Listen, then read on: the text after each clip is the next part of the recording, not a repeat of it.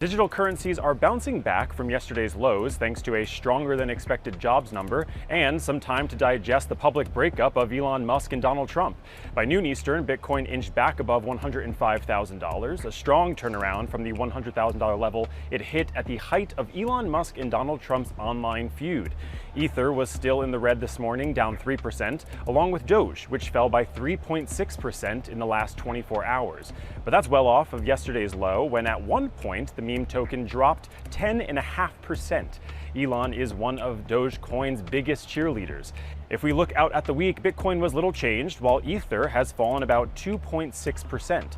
Dogecoin's retreated nearly 10% in the past 7 days. Okay, let's talk about the top stories. Strategy is taking on a new, strategy to buy more Bitcoin.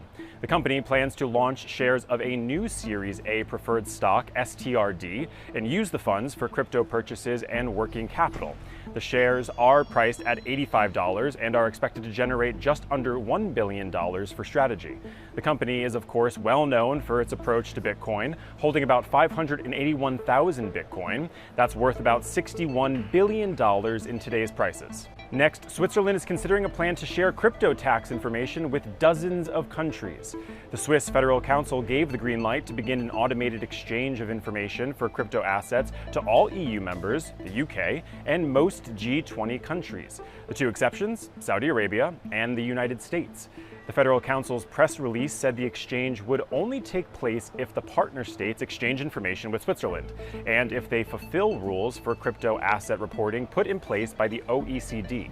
Now, this plan still has to be approved by Switzerland's parliament, but if it gets the go-ahead, it would take effect on January 1st, 2026. All right, let's turn our attention back to digital currency markets for our main story. Crypto World's Mackenzie Sigalo spoke with JP Richardson right after Circle's IPO yesterday to get his take on what it means for the crypto market, his outlook for the second half of 2025, and more. So let's start with the big news this week, which is Circle's IPO. The stock was up big in its first round of trading.